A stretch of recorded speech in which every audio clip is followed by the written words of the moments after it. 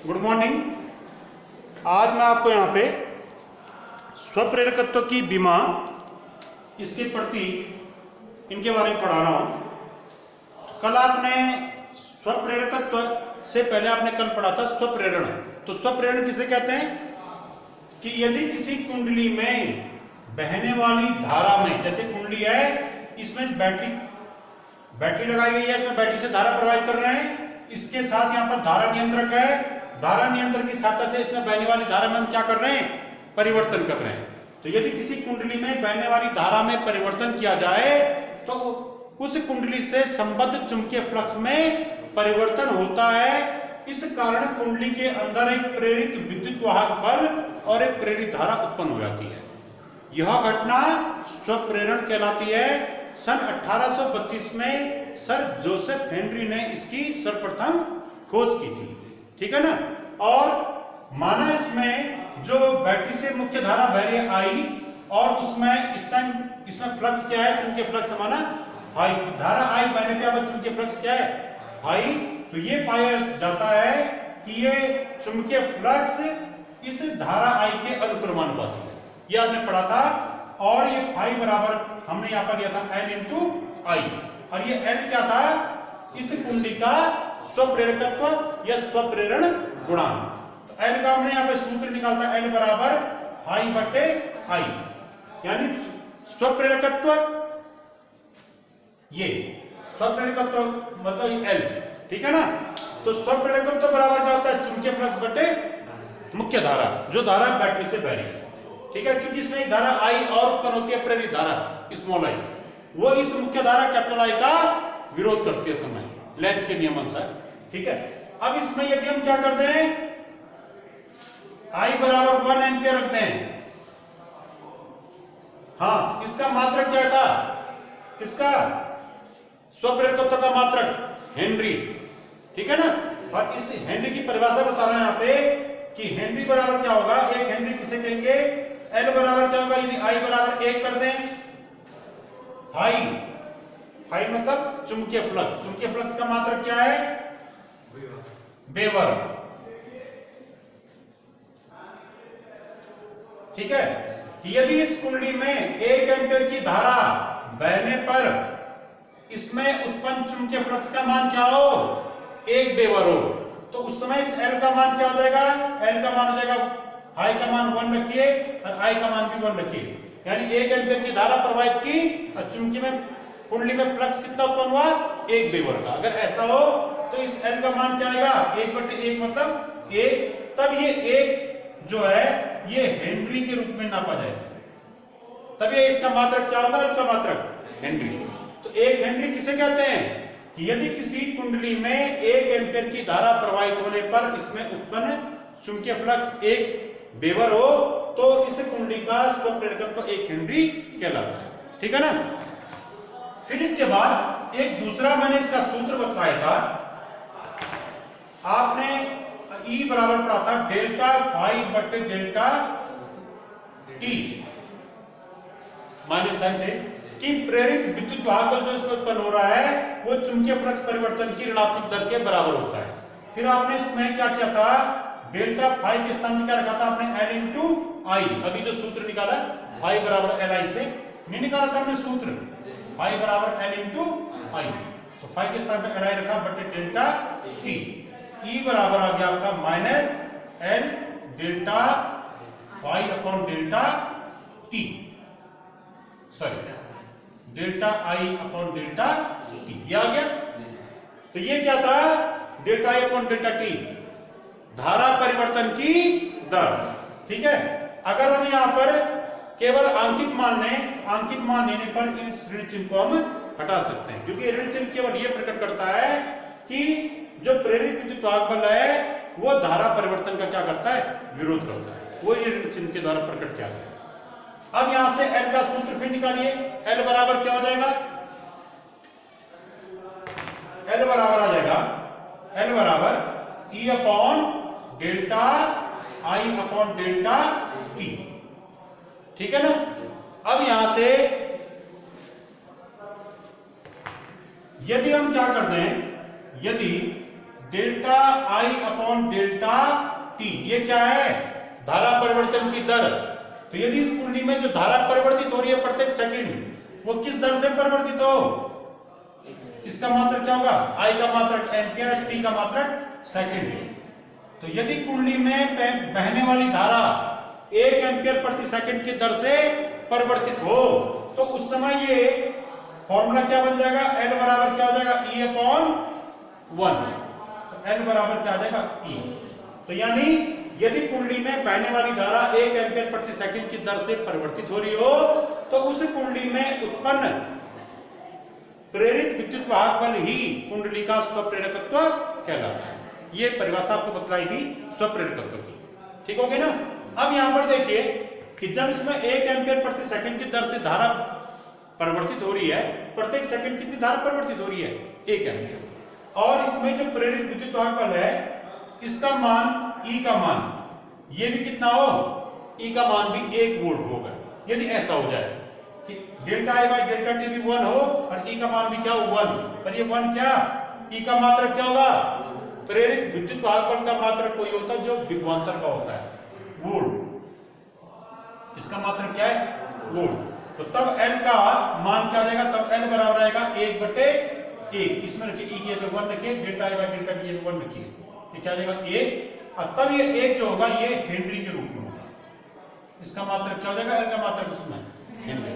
यानी अगर E को आप वोल्ट के रूप में लिखें और delta I by delta T को किसके रूप में लिखें? एम्पियर पर सेकंड के रूप में लिखें, तो L का मात्रक क्या होगा? हेनरी होगा। इसको H भी लिखते हैं, कैपिटल H। ठीक है? तो 1 हेनरी की परिभाषा यहां से देख सकते हैं। यदि किसी कुंडली में 1 एम्पियर प्रति सेकंड की दर से धारा बदलने पर उसमें उत्पन्न प्रेरित विद्युत वाहक बल 1 वोल्ट हो, तो उस समय इस कुंडली का स्वप्रेरकत्व 1 हेनरी कहलाता है। कई बार एग्जाम में आता है कि 1 हेनरी किसे कहते हैं। ठीक हो गया? 2 तरीके से परिभाषा बता दी आपको। अब इसकी विमा देखिए, इसकी विमा, तो यहां से L की विमा, L की विमा बराबर आएगा E माने प्रेरित विद्युत वाहक बल की विमा बटे डेल्टा आई की विमा बटे डेल्टा टी की विमा। तो डेल्टा टी कहां से जाएगा? अंश में। ये अंश में आ जाएगा। तो E into delta T upon delta आई की विमा। इस सूत्र से हम L की विमा निकालेंगे। E मतलब प्रेरित विद्युत वाहक बल की विमा। तो विद्युत वाहक बल की विमा वही होगी जो विभवांतर की विमा होगी। तो विभवांतर की विमा क्या होती है? विभवांतर का सूत्र क्या है? कार्य बटे आवेश। उससे निकाल दीजिए। ठीक है? तो निकालिए कार्य बटे आवेश। माने मेरे को विभवांतर की विमा नहीं है मालूम, मैं निकाल रहा हूं।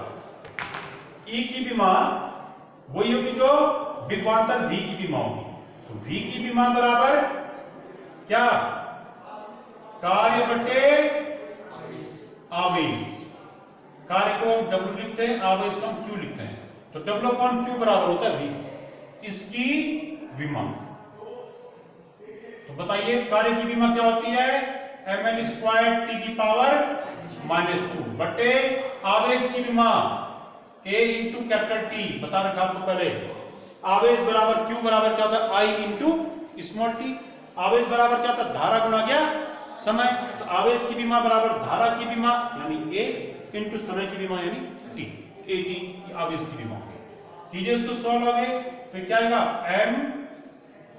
ml स्क्वायर टी की पावर, ये 1 यहां पर जाके -1 हो जाएगा और -2 पहले से है, -3 और A की पावर -1। ये हो गई विभवांतर V की विमा। तो यही किसकी विमा होगी?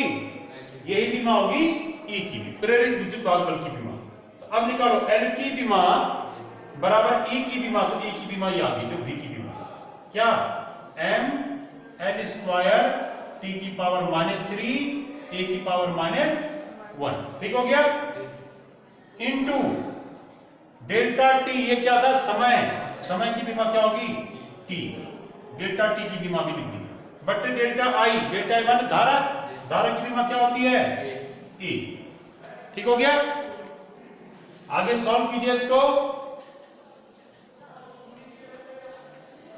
एल की विमा, एल की विमा बराबर आ जाएगा, कीजिए इसको solve, M L square T की पावर -2 ए की पावर -2, यही तो आ रहा है, एम एल स्क्वायर टी की पावर -2 ए की पावर -2। ठीक हो गया? आ गया? अब देखिए ये आपने एल की विमा निकाल दी। कई बार एक सवाल आता है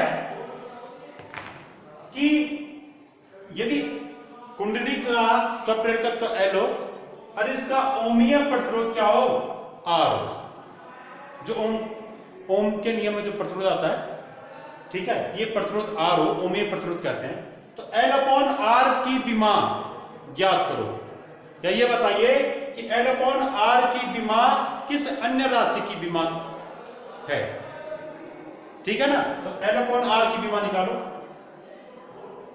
एल अपॉन आर की विमा, जहां एल प्रेरकत्व को, आर प्रतिरोध को प्रकट कर रहा है। तो बताओ एल की विमा क्या होगी, अभी निकाली आपने, एम एल स्क्वायर टी की पावर -2 ए की पावर -2 बटे आर की विमा। अब आर की विमा प्रतिरोध की विमा माना मुझे नहीं आती है, तो ओम का नियम आपके पास क्या, आर बराबर V अपॉन आई, आपने पढ़ा ना, V equal to I into R, Ohm का नियम। तो यहां से आर बराबर क्या होगा, V अपॉन आई।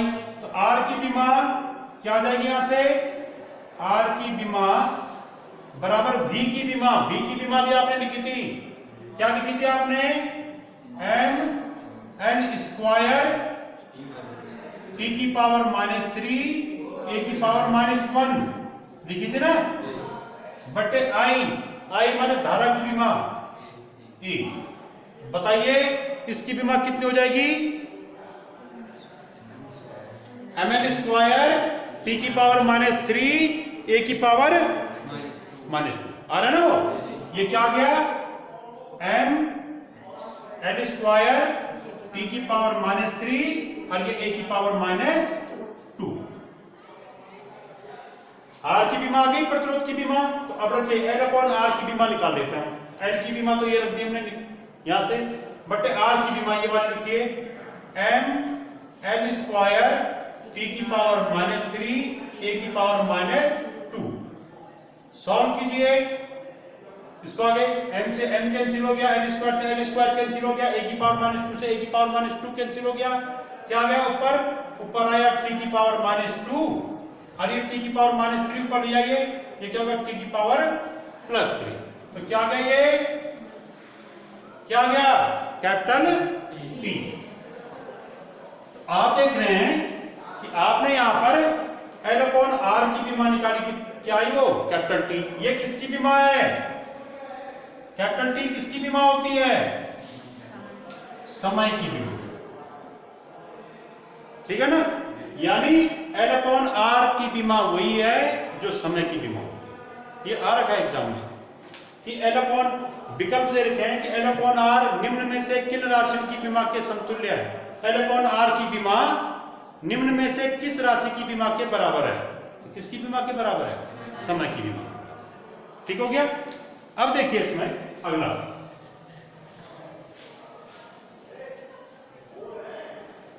अभी आपने यहां पर L की बीमा निकाली,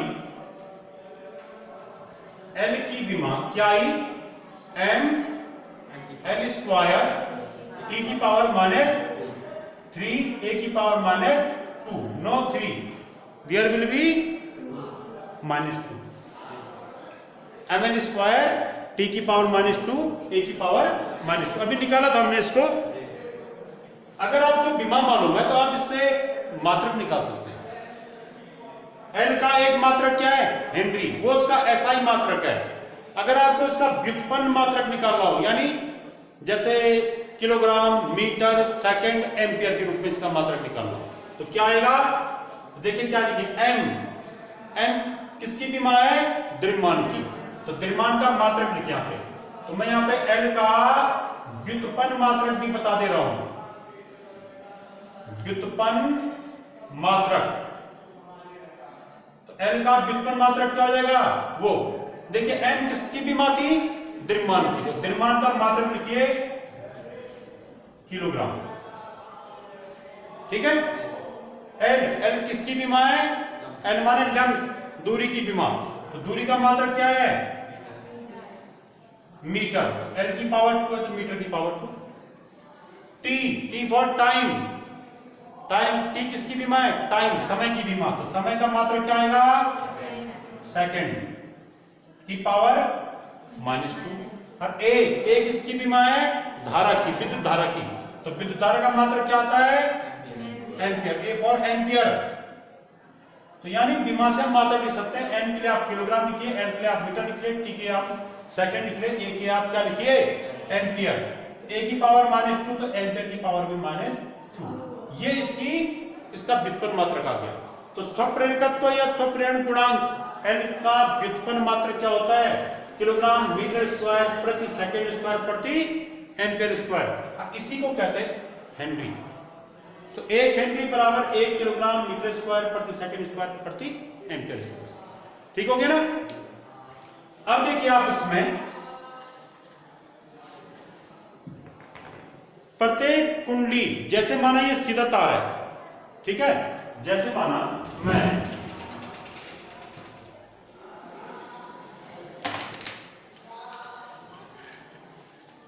ये तार है, यहां देखिए प्रत्येक पदार्थ का कुछ ना कुछ प्रतिरोध अवश्य होता है। इस तार का भी होगा प्रतिरोध, ठीक है, सीधा तार है।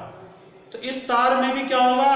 स्वप्रेरण का गुण होता है। जिस परिपथ में, यदि किसी परिपथ के किसी खंड में स्वप्रेरण का गुण होता है तो उस खंड को कहते हैं क्या? प्रेरक। उसे क्या कहते हैं? प्रेरक। तो प्रेरक का मतलब किसी परिपथ का ऐसा खंड जिसमें स्वप्रेरण का गुण होता है उसे क्या कहते हैं? प्रेरक। ठीक है। अब जैसे सीधा तार है तो इस तार का स्वप्रेरकत्व कितना होगा? तो सीधे तार का जो स्वप्रेरकत्व होता है वो करीब करीब नगण्य होता है। एल स्वप्रेरकत्व मतलब एल, ठीक है। परंतु यदि इसी तार को मैं इस पे लपेट दूं ऐसे,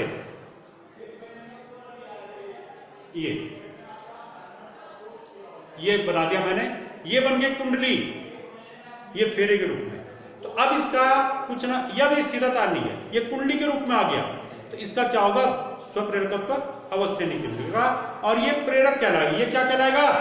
प्रेरक, क्योंकि इसमें स्वप्रेरण का गुण होगा। अगर मैं इसके सिरों के बीच ऐसी धारा प्रवाहित करूं, इन दोनों सिरों के बीच ऐसी धारा प्रवाहित करूं जो धारा लगातार परिवर्तित हो रही हो, जैसे प्रत्यावर्ती धारा, तो इसके चुंबकीय फ्लक्स में परिवर्तन होगा। इसमें क्या होगा?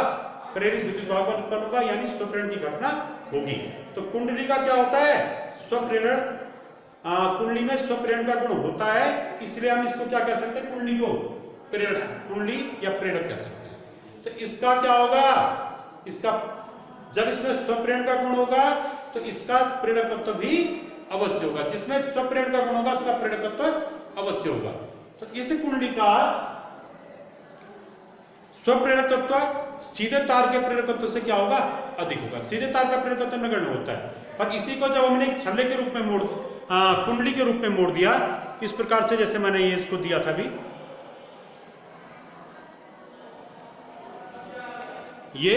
तो ये कुंडली के रूप में आ गया। तो ये क्या है आपका? ये कुंडली बन गई, इसका स्वप्रेरकत्व कुछ ना कुछ, ठीक है ना। अब यहां देखिए, जो प्रेरक या प्रेरक कुंडली होती है या प्रेरकत्व, तो स्वप्रेरकत्व का प्रतीक क्या है? तो देखिए ये है इसका प्रतीक। अगर किसी परिपथ में ये दे रखा है, ये इन तीनों में से कुछ भी, तो मतलब उस कुंडली में स्वप्रेरण का गुण है, पर उस कुंडली का स्वप्रेरकत्व कुछ ना कुछ होगा। तो अगर केवल ऐसा दे रखा है तो ये क्या, ये कौन सा स्वप्रेरकत्व है? वायु प्रोड स्थिर स्वप्रेरकत्व। माने ये ऐसी कुंडली है जिसके फेरों के अंदर केवल वायु है और कोई पदार्थ नहीं है, ठीक है। तो ये कहलाएगा वायु प्रोड स्थिर मतलब इसका स्वप्रेरकत्व जो L है वो अचर है, वो परिवर्तित नहीं हो रहा है। तो अचर प्रेरकत्व वाली कुंडली है, इसके फेरों के बीच वायु है, इसलिए कहा गया कि वायु प्रोड स्थिर स्वप्रेरक। अब एक कुंडली है, इसके ऊपर ये रेखाएं खींच रखी हैं ऐसी, तो ये क्या प्रकट कर रही हैं कि इसके फेरों के अंदर नर्म लोहे की क्रोड रखी है। माना हमने फेरों के अंदर क्या रख दिया, लोहे की क्रोड रख दी। क्रोड कैसे, जो इन फेरों को टच न करे, बिना टच किए। यहां लटका देंगे हम कहीं किसी चीज से, पर टच न करे। तो यदि इन फेरों के भीतर बिना फेरों को स्पर्श किए हुए नर्म लोहा, निकिल, कोबाल्ट इन पदार्थों की क्रोड रख दी जाए, तो तब इस प्रकार की कुंडली कहलाएगी लौह क्रोड स्थिर स्वप्रेरकत्व। यानी इसका भी स्वप्रेरकत्व तो L क्या होगा, अचर होगा, वो बदल नहीं रहा होगा।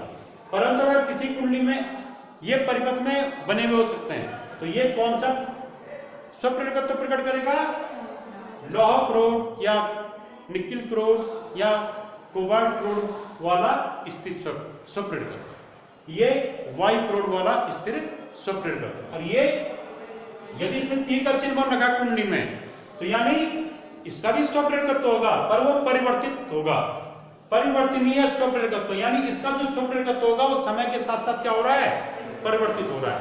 तो इसे हम कहेंगे परिवर्तनीय स्वप्रेरकत्व वाली कुंडली। अब प्रेरक किसे कहते हैं कि ऐसी कुंडली या ऐसा परिपथ का वह भाग जिसमें स्वप्रेरण का गुण होता है, उसे हम क्या कहते हैं, प्रेरक कहते हैं या प्रेरक कुंडली कहते हैं। ठीक है ना। अब देखिए आप इसमें कई बार एग्जाम में आता है कि समतल कुंडली का स्वप्रेरकत्व ज्ञात कीजिए, समतल कुंडली का स्वप्रेरकत्व ज्ञात कीजिए।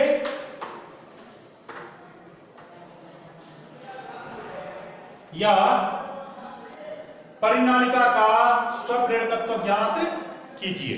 ठीक है ना। तो समतल कुंडली का स्वप्रेरकत्व कैसे निकालेंगे आप,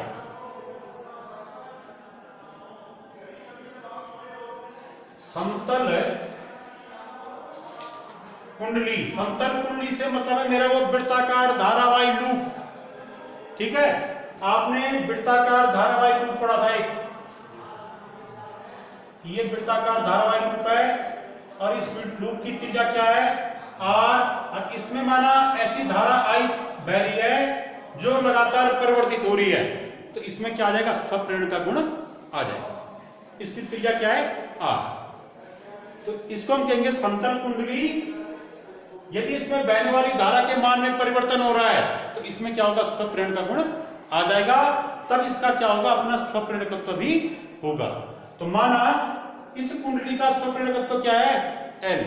इसमें टोटल फेरे कितने हैं इस कुंडली में, N। ठीक है, और ये माना निर्वात में रखिए, इसके फेरों के बीच क्या है, निर्वात। तो ये कहलाएगा समतल कुंडली। और हमने इसका क्या निकालना है, स्वप्रेरकत्व निकालना है। तो देखिए कैसे निकालेंगे, बहुत आसान तरीका स्वप्रेरकत्व। यानी हमने इसके लिए L के सूत्र की स्थापना करनी है इस कुंडली की। ठीक है ना। जब इसमें किसी क्षण कितनी धारा बह रही है, धारा I बह रही है जो लगातार परिवर्तित हो रही है। अब देखिए इसमें स्वप्रेरकत्व L कैसे निकालेंगे। L बराबर क्या होता है, I बटे I। ये आपने सूत्र पढ़ा है।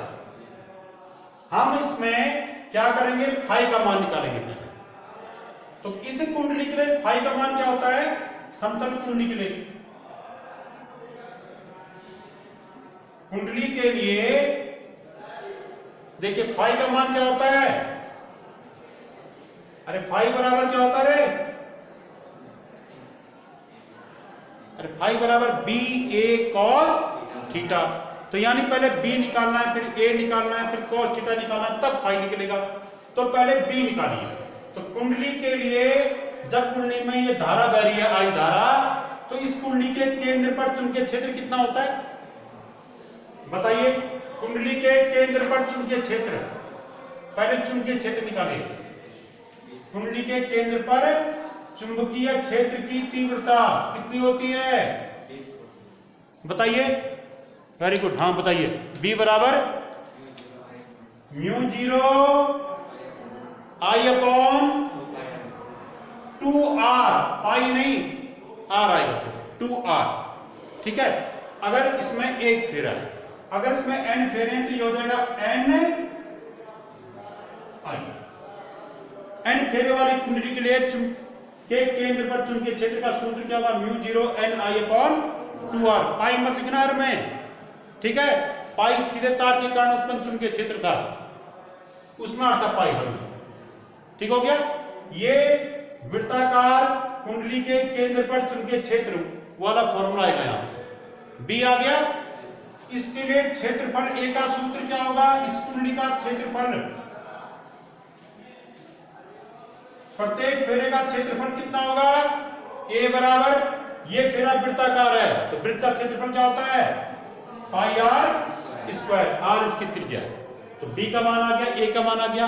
और यहां पर बी और ए के बीच का कोण क्या होता है, 0 डिग्री होता है। आपने पढ़ा था कि वृत्ताकार कुंडली के केंद्र पर जो चुंबकीय क्षेत्र होता है वो चुंबकीय क्षेत्र इसके केंद्र पर अभिलंबवत होता है, लंबवत होता है, और इसके क्षेत्रफल की दिशा भी क्या होती है, लंबवत। तो बताइए क्षेत्रफल और चुंबकीय क्षेत्र के बीच का कोण कितना हो गया, 0, ठीक है। चुंबकीय क्षेत्र की दिशा किससे निकाल सकते हैं, दाहिने हाथ के हथेली के नियम नंबर 2 से, नियम नंबर 1 से चुंबकीय क्षेत्र की दिशा, ठीक है ना। अब कीजिए इसको, थीटा मिल गया, ए मिल गया, बी मिल गया, तो कुंडली से संबद्ध फ्लक्स निकालिए, कुंडली से संबद्ध चुंबकीय फ्लक्स निकालिए, कितना हो जाएगा, इस फाई का मान, तो फाई बराबर याद रखें, सूत्र है n, एक फेरा होगा तो बी ए कॉस थीटा, इसमें n फेरे हैं, n बी ए कॉस थीटा, याद रखें इसको है। देखिए n 2 बार आ रहा है, एक तो b के सूत्र में भी n आएगा, एक फाई के सूत्र में भी n आएगा, 2 बार आएगा n, इस चीज का ध्यान रखना, एक ही बार मत रखना। एक बार b निकालने में भी n का प्रयोग होगा, जितने फेरे हैं फेरों की वो संख्या यहां पर आ जाएगी, अब फाई में भी जितने फेरे उतना आ जाएगा, ठीक है ना। अब कीजिए इसको आगे, तो फाई बराबर क्या हो जाएगा, n, b का मान रखिए क्या है, म्यू 0 n I, ये I कौन सी धारा होगी, मुख्य धारा, जो बैटरी, ये जो परिवर्तित हो रही है लगातार, ठीक है, जो बैटरी से बह रही है, धारा नियंत्रण के कारण परिवर्तित हो रही है, तो mu 0 n I upon 2r, ये आपने n का मान ये रख दिया, b का मान ये रख दिया, इंटू a का मान क्या है, pi R square into cos 0 degree, ठीक है ना। अब देखिए r से एक r कैंसिल हो गया, ठीक है, तो कितना आ जाएगा, ये सूत्र क्या बन गया फाई का, फाई बराबर आ गया n टू n, कितना हो जा रहा है, n स्क्वायर हो जा रहा है, तो कीजिए इसको, म्यू 0 पाई, म्यू 0 पाई n into n, n square cos 0 1 हो गया, I अपॉन 2, और अंश में एक r भी है यहाँ पे, है ना, r भी लिख दीजिए यहाँ पे, mu 0 pi n square r into I, ठीक हो गया, म्यू 0 पाई n into n square, r यहां से आगे कटा था, इंटू I अपॉन 2, क्लियर हो गया, cos 0 1 हो गया। अब आप क्या करेंगे, इसमें फाई का ये मान समीकरण नंबर 1 में रखिए, तो तब समीकरण 1 से, समीकरण 1 से इस समतल कुंडली का स्वप्रेरकत्व, कई बार आएगा एग्जाम में, इसके सूत्र की स्थापना करनी पड़ती है, यानी L का मान निकालना है, तो L बराबर क्या आएगा, L बराबर आ जाएगा फाई अपॉन I, तो फाई का ये मान रखिए यहाँ पे, म्यू 0 पाई, ये वाला मान रखिए समीकरण नंबर 2 से, समीकरण नंबर 1 में, पाई n square r I upon 2, ये तो फाई का मान हो गया, ये वाला, यहां पर क्या फाई का मान, अपॉन I, ठीक हो गया, ये वाला फाई का मान है ये, और ये अपॉन I, I से I कैंसिल, तो क्या आ गया, L बराबर म्यू 0 पाई n स्क्वायर r अपॉन 2। ठीक हो गया। तो यह आपका क्या गया, कुंडली का स्वप्रेरकत्व, किसी समतल कुंडली का स्वप्रेरकत्व म्यू 0 पाई n स्क्वायर r अपॉन 2। ठीक हो गया। इसमें एक चीज का ध्यान रखें, मैंने इसके फेरों के बीच क्या माना है, हवा या निर्वात माना है, तो उस समय ये म्यू 0 आएगा। परंतु अगर इसके फेरों के बीच आपने ऐसा पदार्थ रखा है जिसकी आपेक्षिक चुंबकशीलता म्यू r है, तो तब ये सूत्र ऐसा नहीं लगता। माना आपने इसके फेरों के बीच नर्म लोहे की छड़ रख दी, क्रोड कहेंगे जिसको, तो तब यहां पर सूत्र में थोड़ा परिवर्तन हो जाएगा। तब ये सूत्र क्या होगा, तो कंडीशन नर्म ये कब है, जब फेरों के बीच निर्वात है। यदि कुंडली के फेरों के बीच म्यू r आपेक्षिक चुंबकशीलता वाला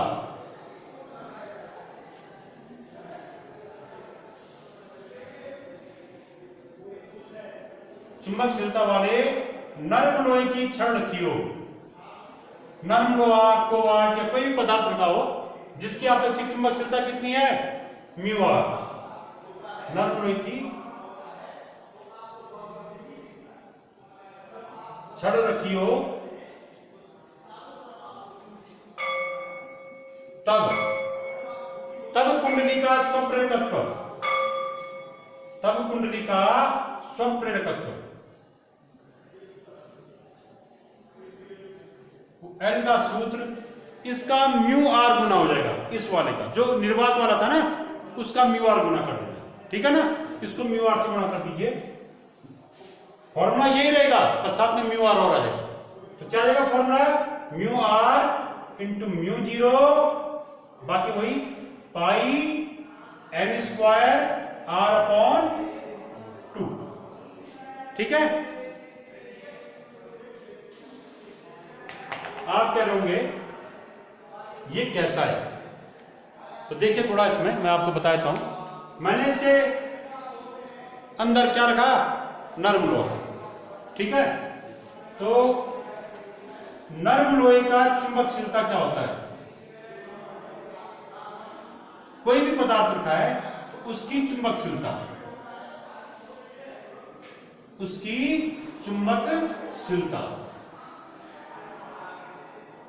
नर्म लोहे की चुंबकशीलता,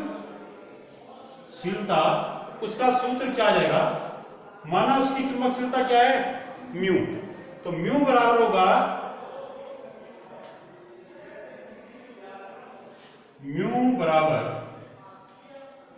ये होगा म्यू r इंटू म्यू 0। किसी पदार्थ की चुंबकशीलता बराबर होता है उस पदार्थ की आपेक्षिक चुंबकशीलता, किसके सापेक्ष, आपेक्षिक निर्वात के सापेक्ष आपेक्षिक चुंबकशीलता इंटू निर्वात की चुंबकशीलता। ठीक है, तो यहां पर क्या आना था, वैसे म्यू आना था, इसके अब क्या आना था, म्यू, तो म्यू के हमने स्थान पे रख दिया। ठीक है, 10 अतिरिक्त पहले हो, उसने 25 का 35 पे लगा।